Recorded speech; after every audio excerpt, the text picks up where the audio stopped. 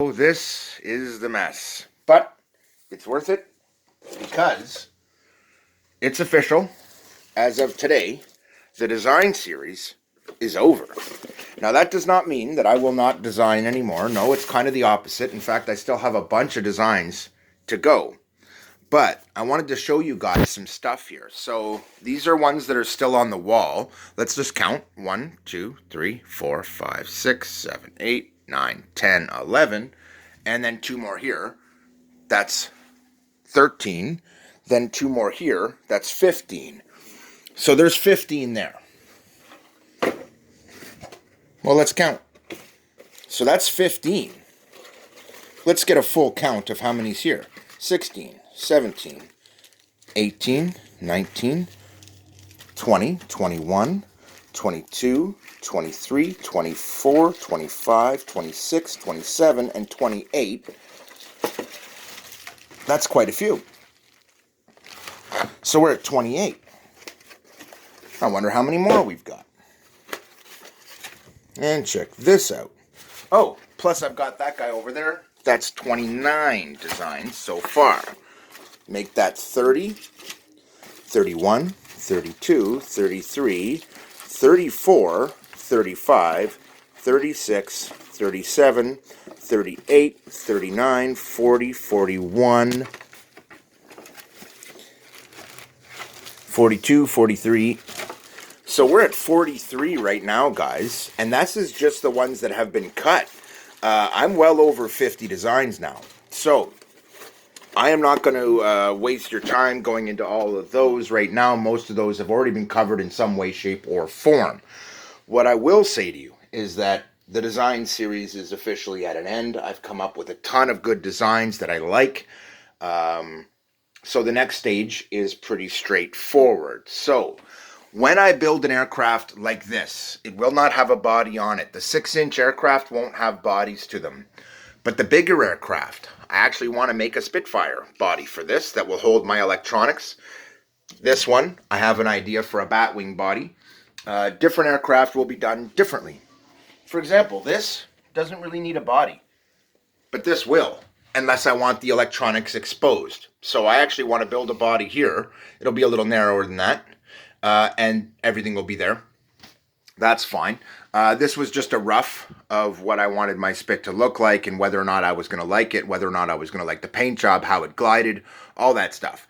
Now, I didn't install the VG kit here because I want to show you guys. So now that we're getting out of the design series, let's discuss briefly the design of this aircraft. You'll notice I do not have VGs on this airplane, but I have glide tested it with one set of VGs, 2 sets, 3 sets, and no sets.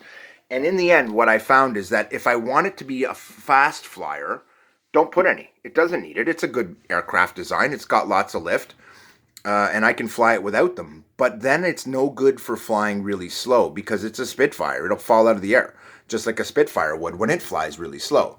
So in the end, what I really want to do is have a balance. So I'm actually going to put 2 wingtip VGs on it and 2 in just out in beside the body in the prop wash. Probably nothing more than that. I may actually just do the wingtip ones because they help with landing speeds and keeping it really smooth and keeping tip stalls at bay, which is really nice. Even if you tend to stall, it tends to just come down faster rather than crash. And so that's good. In the end, we can discuss design all day long, but there's not much point. At this point, it's all rhetoric. I'm better off showing you. So, I want to discuss some of the stuff that's been done so far. As of Friday, I have ordered the pieces. They have all shipped now. Between the 5th and the 21st are the 2 deliveries that I'll be taking. One has the remote control and receiver board set that I ordered. The other has the servos.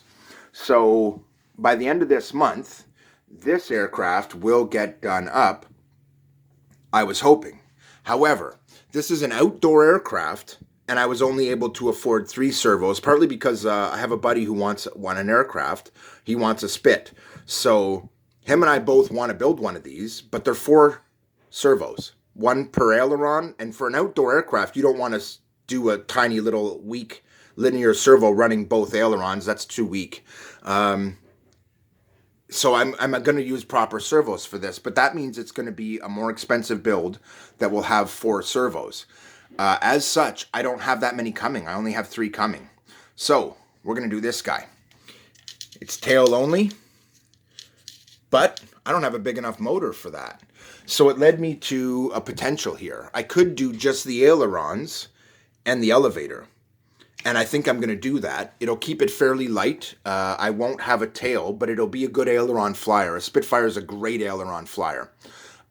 So that's one way I can test fly it for you guys and have you guys see. I will fly it first without a VG package, and then in successive flights with improved VG performance, you will see the difference that makes in the flying of the aircraft. Mostly I'm just going to kind of slow fly it for you, and then I'll do some faster maneuvering so you can see what it does to the maneuvering. When you're slow maneuvering, it makes it wonderful. So this is the beginning officially of the build series. So you may think that because we have this sitting here on the wall that this is done. It's not. This is the opposite. This is going to get torn apart along with this,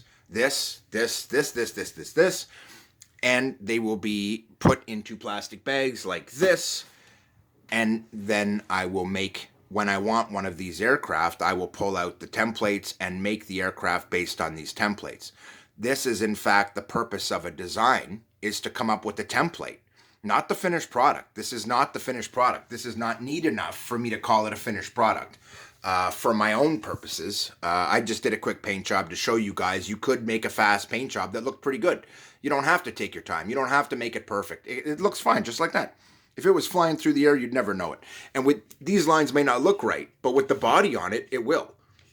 And it'll correct that. And then all you have to do is go back over that silver line and over your white edges, and bam, you've got it dialed in. One of the reasons I left it like this is because I plan on doing that. Anyway, long story short, I've got a lot of options here. I've got the motor for these bigger planes, but I don't have the motors for the small planes. I have the servos coming for the small planes. So, I mean, in the end, I'm going to make this one fly. I'll show it to you guys. I'll dial it in for the VGs I want on my version of it. Then I'll put those templates away, and that'll be the end of this aircraft being an aircraft. It'll, after that, just be sitting as a template, and then I will build myself another one. The same goes for this guy. So during the next few months to several months, you will see as I go through each aircraft, test it, discuss the test, show you where things are at, in terms of its performance limitations, where there are some. There are always going to be some kind of limitations, good or bad. So I'm going to walk through the whole process with you guys and show you each aircraft individually.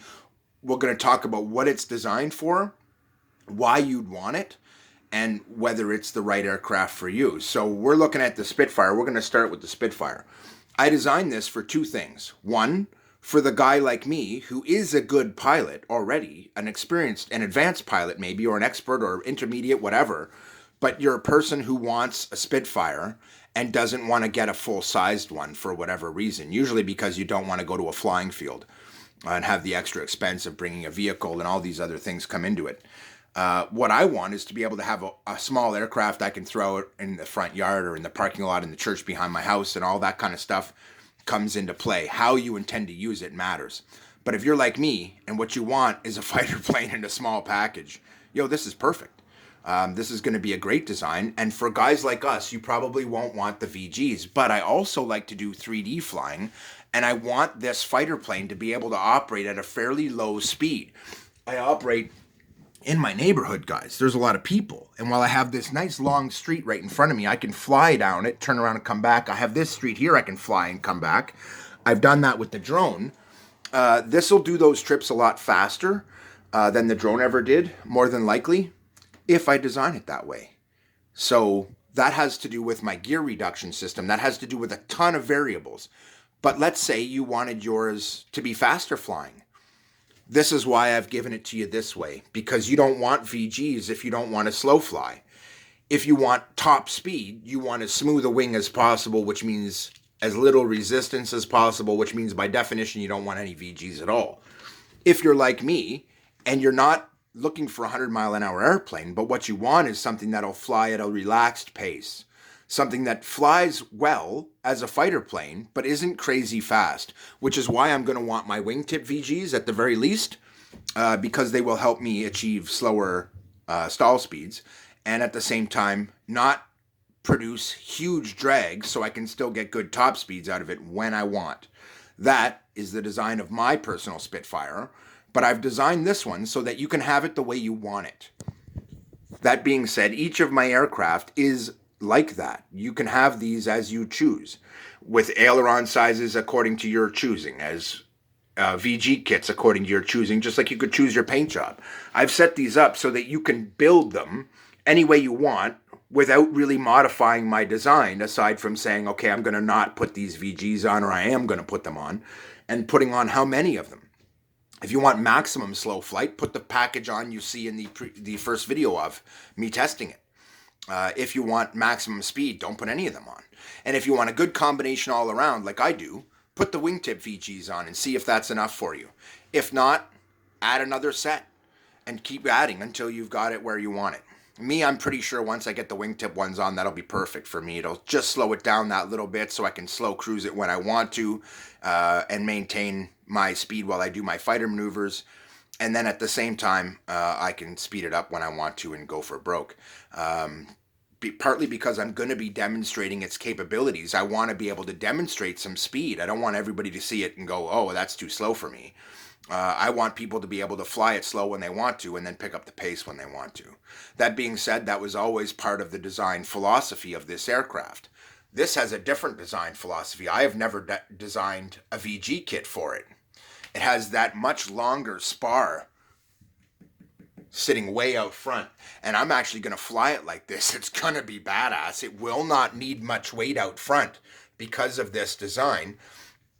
It'll climb and turn very, very well, have a little slower roll rate than this guy, but look at the size of the elevator versus this elevator. This will have a faster climb and dive rate and a more aggressive tail, but lesser ailerons. This one is actually designed for high speed passes. That's it, that's all. This is a high-speed aircraft. I don't want it to be for slow flying. I didn't build it for slow flying, and when you really look at the design, you can see it for yourself. This is a fairly smooth wing, but with a design like this, you know I'm not actually trying for absolute top speed. I've designed resistance into the wing. The trick is I want it to be for fast passes. I don't want it to be too fast. Kind of like this. I want it to be capable of slow flight, but not be slow. So in every case, I have a defined plan for the design. This was never intended to be super fast. It was designed to be this indoors, meaning it'll slow fly when I want it to and it'll pick up the pace when I want it to. What I decide I want from my aircraft isn't necessarily what you decide you want. You may want a nice basic 2-channel like this. 2 channels of control, and a 3rd channel for the throttle. It's got a good VG kit, which allows it to climb on throttle. This will be a great 3-channel aircraft, but it's designed specifically for that, you might think. Not so much. I've actually planned on putting 4 channels in it originally, and I just am not, because it's expensive to do, and I want to showcase some of these aircraft, like this guy, is designed from the beginning to be run off these 3 surfaces, and it's gorgeous. And when it's done, it'll all be on the tail. No ailerons here, but it will have ailerons, and they'll be back here, and then it'll have the rudder. That'll be a sweet 3-channel airplane right there. It'll be 3 servo, 3-channel. This one solid elevator and a tail could be done, but I'm not. I'm actually planning on doing these both on the exact same setup and then compare them directly. So all of these things, when you look at the design factors, the things that I want out of the design, they're all achievable. So when I lay out a design, I've got all these things in mind. And when I lay out a build video, you'll see that it has a lot more detail than the previous videos, just by virtue of the fact that I'm not designing it anymore. I have designed it, now we're building it.